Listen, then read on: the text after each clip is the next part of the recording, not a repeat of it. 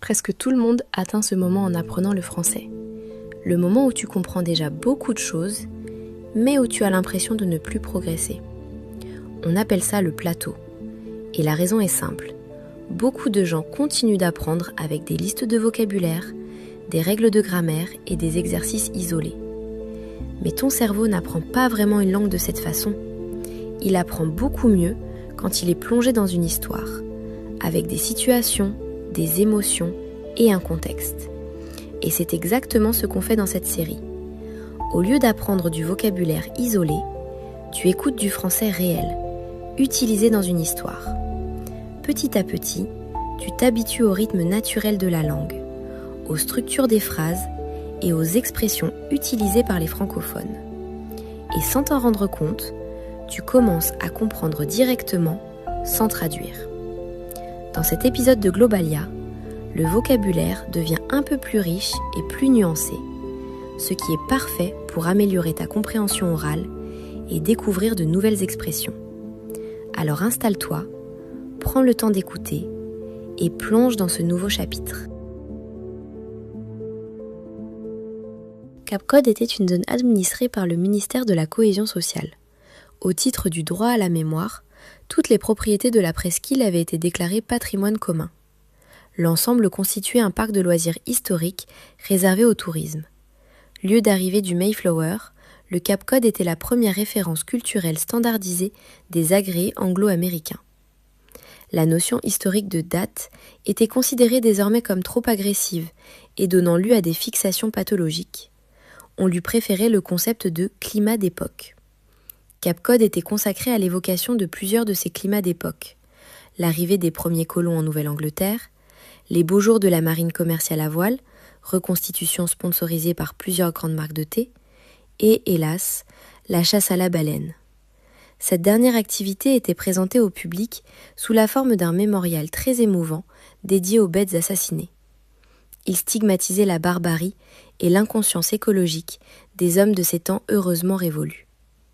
Dans les ruelles de tous les villages sur la presqu'île, les maisons étaient occupées au rez-de-chaussée par des boutiques où les touristes étaient assurés de trouver le superflu. Bibelots souvenirs, bols personnalisés par des prénoms, colifichets en forme de baleine. En cherchant bien, ils pouvaient même découvrir le nécessaire, par exemple de l'eau et des sandwichs. Les étages étaient en général transformés en hôtels. Ils n'étaient pas destinés à une résidence prolongée. Toute la presqu'île était évacuée à minuit et les visiteurs rentraient alors vers les immenses résidences hôtelières modernes et assez laides installées dans les zones sécurisées de Plymouth et de Boston. Cependant, le fait de se plonger dans ces références culturelles standardisées, de sentir ses racines, comme le proclamait un écran publicitaire près de l'embarcadère de Nantucket, et surtout d'en faire étalage devant son ou sa partenaire, d'autant plus si il ou elle ne partageait pas les mêmes origines, était connu pour être un puissant stimulant érotique. Les hôtels du Cap-Code étaient utilisés pour assouvir ces pulsions dans un cadre inoubliable. Ils étaient loués à l'heure. La Rolls-Royce se frayait laborieusement un chemin dans les rues pourtant interdites à la circulation. Les touristes, sortis des gares souterraines aménagées tout le long de la presqu'île, musardaient en se tenant langoureusement par le bras. Le chauffeur devait sans cesse user de son klaxon meuglant pour écarter les badauds. Baïkal se tenait à l'arrière, raide et digne. Mais il souriait intérieurement, à l'idée que le jeune prince dévisagé par les passants à travers la vitre s'était réveillé en prison le matin même. Ils arrivèrent enfin au bout du cap. La route dominait une anse de mer qu'entourait un bois de pin. Un portail bleu sur lequel était inscrit, en lettres peintes à demi effacées, feuilles d'herbe, s'ouvrit automatiquement à leur approche. La voiture s'engagea sur une allée de gravier qui descendait en direction de la mer. Soudain, après un ultime virage, apparut une longue et simple maison de briques, entourée d'un boulingrin vert cru. Comme un paysan endimanché, le bâtiment s'ornait, entre deux larges épaules couvertes d'ardoises, du plastron blanc d'une colonnade. Ron Altman était sur le seuil et vint lui-même ouvrir la portière. Il accueillit Baïkal en s'inclinant légèrement et en le remerciant d'avoir bien voulu faire un aussi long chemin pour le rencontrer. Baïkal eut beau scruter le visage ridé du vieil homme, il ne put y lire que le plus extrême sérieux. Seules 2 sternes blanches, posées sur la pelouse, ricanaient en regardant la scène. Cap Cod avait ceci de particulier que c'était une des rares zones sécurisées, et avec quel son, qui demeurait à ciel ouvert. Les canons à bottant disposés tout autour de la baie maintenaient constant l'azur réglementaire au-dessus des têtes.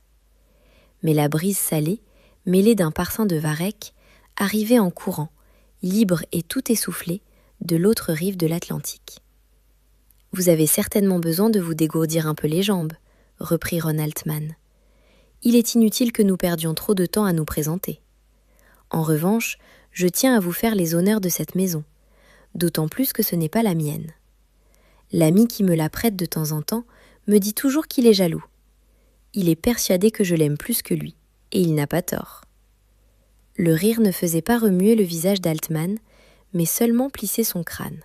Baïkal eut envie d'objecter que les présentations, à son goût, n'étaient pas faites. Il en savait certainement moins sur son hôte que celui-ci ne paraissait en connaître à son propos. Mais la profonde inspiration qu'il venait de prendre, en humant la brise, dissipa tout aussitôt ses noires humeurs et le plaça dans d'heureuses dispositions à l'égard du vieillard, souriant et doux, qui l'accueillait si poliment. « Commençons par le jardin peut-être, » reprit celui-ci.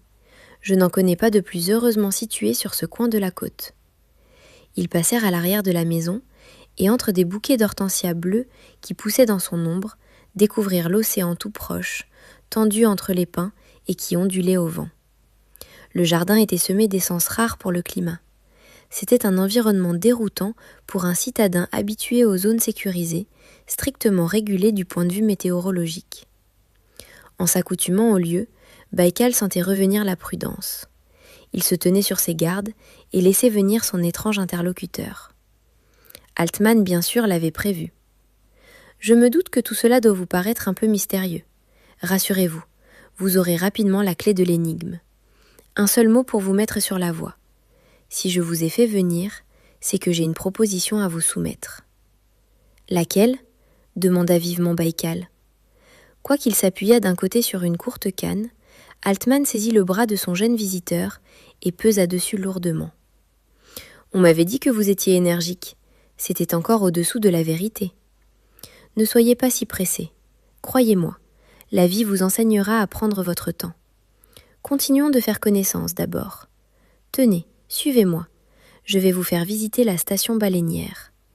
J'aimerais savoir ce que vous allez en penser. » Un escalier en ciment qui serpentait entre les touffes de groseilliers les mena jusqu'au rivage. Altman était intarissable sur les cétacés. Il décrivit leur rassemblement en abondance dans la baie aux saisons de reproduction. Ils marchèrent jusqu'à un canot à rames reconstitué avec soin. Il était pourvu de tout l'équipement de harponnage. Altman parlait de la chasse avec tant d'animation et d'enthousiasme que Baïkal finit par oublier la singularité de la situation et se passionna pour le sujet. Au lieu de décrire la chasse à la baleine sur le ton réprobateur et horrifié qui était habituel et convenable, Altman mettait à l'évidence sa sympathie du côté des chasseurs. Il décrivit avec des accents passionnés la poursuite à la rame, chanta un couplet d'une chanson de nage et alla même jusqu'à mimer avec sa canne le lancer du harpon. De semblables exercices étaient mal accordés à ses manières lentes et à son éternel par-dessus qui lui allait aux chevilles. Mais il racontait bien, et les yeux de Baïkal passaient sans arrêt du canot verni à la surface sombre de la mer. Altman était heureux de voir son hôte s'animer à l'évocation de l'aventure, comme une voile se tend sous la pression du vent. Ils descendirent jusqu'à la crique où étaient jadis tirées les carcasses. Des ossements de cachalot y avaient été laissés, à moins qu'on les eût disposés là, dans un souci d'édification. Baïkal avait les yeux brillants en touchant les énormes vertèbres froides. C'était une étrange conversation entre deux inconnus. Cependant, la magie des lieux la rendait naturelle. Elle avait sans doute opéré jadis des fusions bien plus inattendues parmi ces équipages disparates venus partager la mort aux trousses d'un monstre presque invisible. Altman, tout à coup, se tourna vers Baïkal. Il tendit les mains et saisit son visiteur par les deux bras. « Ah, vous êtes bien tel que je vous imaginais, s'écria-t-il. Puis il reprit un air calme et le guida lentement dans l'escalier jusqu'à la maison. Je comprends mieux, voyez-vous, reprit-il entre deux essoufflements, pourquoi vous avez voulu faire des études d'histoire. Baïkal se crispa d'un coup. Altman venait d'évoquer l'un des épisodes les plus noirs de sa vie. La méfiance était revenue. Qui vous l'a dit ? Une fois pour toutes, souffla Altman. Faites-vous à l'idée que je sais beaucoup de choses sur vous. Allez, considérez même que je sais tout. Vous ne vous tromperez guère. Si vous savez tout, pourquoi me posez-vous des questions ? Le vieillard s'arrêta, appuya des deux mains sur le pommeau de sa canne et fit face à Baïkal. Ce n'est tout de même pas banal, quand on sait qui vous êtes, de postuler pour une discipline aussi particulière que l'histoire. Combien de fois vous êtes-vous présenté au concours ? 2 fois, grommela Baïkal. Pourquoi pas 3 ? Le jeune homme haussa les épaules. Vous le savez naturellement. J'aimerais l'entendre de vous, savoir ce que l'on vous a dit exactement. Que l'enquête de sécurité était mauvaise, que je ne serais jamais admis à travailler dans un secteur sensible comme l'histoire. Vous pensiez avoir vos chances ? Vous avez été déçu ? Déçu, se répéta intérieurement Baïkal. Comment décrire cette impression d'un rêve qui prend fin ? Comment traduire ce que ressent quelqu'un qui veut passionnément éclaircir le mystère de ses origines, remonter le cours interrompu de ses parentés obscures et inconciliables, et à qui on annonce qu'il ne pourra jamais rien savoir de tout cela ? Oui, dit-il, c'est à peu près cela, déçu.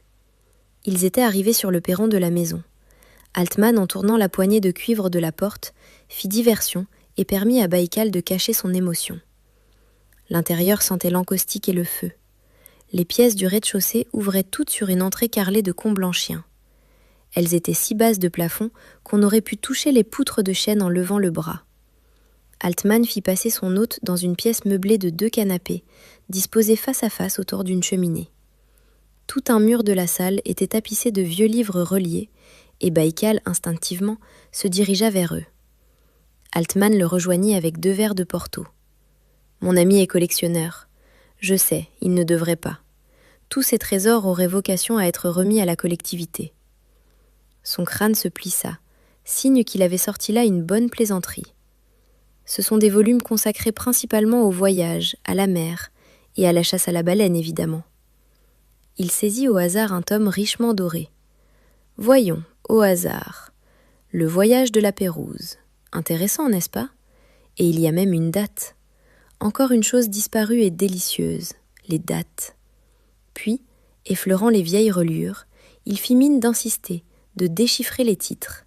« Regardez donc » s'écria-t-il en sortant un in-octavo plus récent. « La chaîne des cascades » et le sous-titre « Seattle et sa région avant la ruée vers l'or ».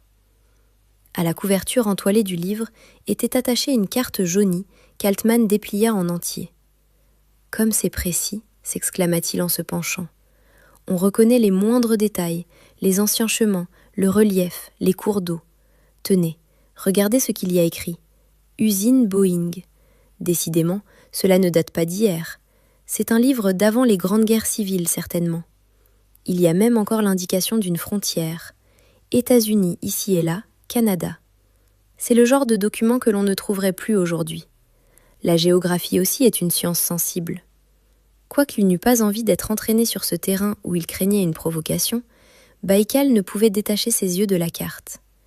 Il y cherchait le lieu où Kate et lui s'étaient égarés, où ils s'étaient vus pour la dernière fois. Soudain, Altman le fit sursauter. D'un seul coup, il avait bondi sur la carte, s'était collé contre elle pour la dissimuler. « Interdit !» s'écria-t-il, et ses yeux riaient. « Secret défense ! La lutte contre le terrorisme impose de tenir ces informations secrètes. » Baïkal baissa les yeux. C'était en effet ce qu'il s'était entendu répondre chaque fois qu'il avait essayé d'accéder à des informations de ce genre. « Vous n'avez pas l'air d'y croire beaucoup, jeune homme, à la lutte contre le terrorisme. » Une instinctive prudence incita Baïkal à garder le silence. Altman laissa retomber les bras, s'éloigna de la carte et conclut. « C'est d'ailleurs pour cela que je voulais vous voir. » Tout en parlant, Ron Altman entraînait son visiteur à sa suite dans les autres pièces de la maison. Quittant la pénombre austère du salon-bibliothèque, ils pénétrèrent dans une longue salle à manger, ouverte par 3 porte-fenêtres sur le jardin. Les murs étaient dissimulés sous des boiseries sombres, que trouaient, comme de petites lucarnes sur l'azur, les décors bleu pâle de porcelaine chinoise. Après les premières attaques directes d'Altman, l'échange prit un tour plus décousu. Un tableau, un vase, un meuble faisaient rebondir le propos. Le vieil homme avait surtout de petites anecdotes tirées de sa vie ou de l'histoire, ce qui semblait revenir au même. Baïkal l'écoutait avec passion, fasciné de pouvoir circuler dans un passé qui restait habité, vivant. Altman montrait beaucoup d'aisance dans cette activité disparue que l'on nomme la conversation. Surtout, il en connaissait les vertus. Une conversation réussie permet toutes les audaces. Dans l'enclos de haute lisse de ses règles, elle autorise les pérégrinations les plus audacieuses. De la salle à manger, par une porte à battants réservée au service, ils étaient entrés, causant toujours, dans des offices peints d'un badigeon crème, puis dans la cuisine. Baïkal n'avait jamais vu une pièce semblable. Couverte d'un plafond en double voûte, elle était éclairée par des lucarnes hautes qui ne laissaient voir que le bleu permanent du ciel. Tout autour des murs étaient disposés des instruments étranges qu'Altman présenta avec la même tendresse que s'il se fût agi d'amis chers. La cuisinière à charbon d'abord, ronronnante et paisible, obéissait à la trique de fer d'un tisonnier.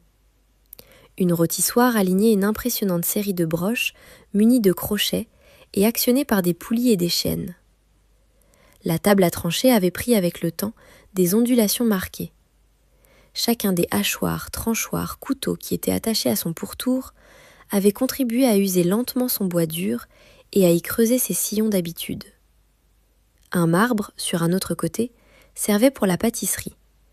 Toute une famille de moules en cuivre, de chinois, de fouets, pendait autour. Un tel antre avec ses instruments dédiés aux tourments de la nature aurait pu apparaître comme un lieu d'agonie où l'on s'acharnait à battre les pattes, à torturer les chairs, à les brûler à petit feu. Mais les carreaux de faïence bleu et blanc sur les murs, la fraîcheur des victuailles étalées sur la grande table centrale, donnaient à l'ensemble un air de gaieté et de légèreté. Baïkal, comme tous ses contemporains, était habitué à ne voir de telles images que sur les paquets d'emballage. Hélas, à l'intérieur, les aliments préconditionnés, à préparation rapide, n'avaient plus rien de commun avec les ingrédients auxquels on prétendait les apparenter. « Vous me feriez beaucoup de plaisir en acceptant de déjeuner avec moi, » dit Altman. Puis sans attendre la réponse, il ajouta « Il est encore tôt, je sais. Nous en profiterons pour faire la cuisine nous-mêmes, si vous voulez bien m'aider. » Ce disant, il ôta sa veste, l'accrocha à une patère dans l'office et revêtit un long tablier blanc. Il en tendit un à Baïkal qui l'enfila avec le même naturel. La surprise du début passé, Baïkal avait été gagné par une familiarité à laquelle il ne cherchait plus à résister. Le monde de cette maison, et Altman lui-même, appartenaient à une époque proche peut-être, mais irrémédiablement révolue. Une époque où l'énergie était le feu, le tissu de la toile ou de la laine, la nourriture des produits de la terre. À cet égard, il y avait moins d'écart entre cette maison et le monde de Jules César ou de Louis XIV qu'avec celui qui entourait Baïkal d'ordinaire. Ce monde disparu, c'était celui où les hommes décidaient eux-mêmes de leur destin. Mais curieusement, il semblait qu'à cet endroit précis, il en allait toujours ainsi.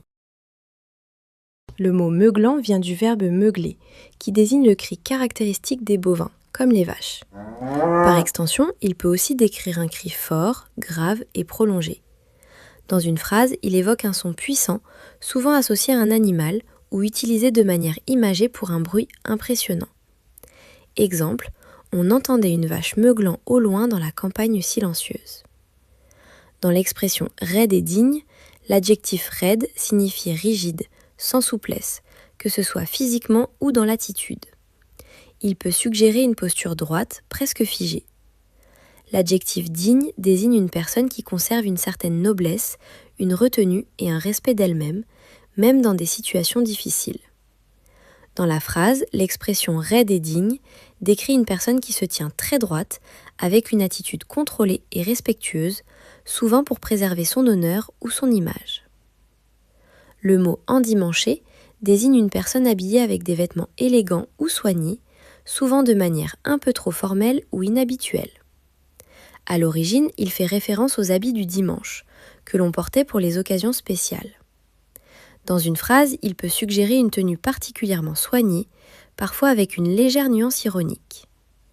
Exemple, Il était arrivé tout endimanché pour une simple réunion entre amis. Le mot essoufflé décrit une personne qui a du mal à respirer après un effort physique ou une émotion intense. Il vient du verbe essouffler qui signifie perdre son souffle. Dans une phrase, il peut évoquer une fatigue physique immédiate ou, au sens figuré, un manque d'énergie ou de dynamisme. Exemple, après avoir monté les escaliers en courant, il est arrivé complètement essoufflé. Le mot groseillier désigne un arbuste qui produit des groseilles, de petits fruits rouges, parfois blancs ou noirs, souvent utilisés en cuisine pour les desserts ou les confitures. Dans une phrase, il évoque un élément du jardin ou du paysage lié à la culture de fruits. Exemple, le groseillier du jardin est chargé de fruits en été. Dans l'expression ton réprobateur, le mot ton désigne la manière de parler, l'intonation ou l'attitude dans la voix. L'adjectif réprobateur signifie qui exprime un désaccord, un jugement négatif ou une désapprobation. Dans la phrase, ton réprobateur décrit une manière de parler qui montre clairement que l'on n'approuve pas ce qui est dit ou fait. Exemple, elle lui a répondu sur un ton réprobateur, comme pour lui faire comprendre qu'elle n'était pas d'accord. Le mot cachalot désigne de grands mammifères marins, proches des baleines, reconnaissables à leur tête massive et à leur capacité à plonger très profondément. On l'emploie souvent pour évoquer la puissance et l'immensité du monde marin. Exemple, les cachalots plongent dans les profondeurs de l'océan à la recherche de calmars. L'adjectif austère décrit quelque chose de simple, sévère ou dépourvu d'ornement. Il peut s'appliquer à une personne, à un lieu ou à un style et évoque souvent la rigueur, la discipline ou le manque de confort. Exemple, le bureau était austère, avec seulement un bureau en bois et une chaise, sans décoration. L'expression badigeon crème désigne une couche de peinture ou d'enduit très léger, de couleur claire, appliquée sur un mur ou un plafond.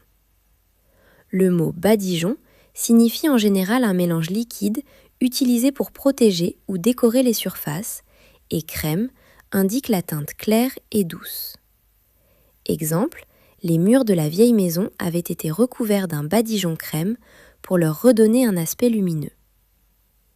L'expression carreau de faïence désigne de petites plaques de céramique, souvent décoratives, utilisées pour recouvrir les murs, les plans de travail ou les sols. La faïence est un type de céramique fine et émaillée, appréciée pour sa résistance et son aspect brillant. Exemple, la cuisine était recouverte de carreaux de faïence blanc qui reflétaient bien la lumière.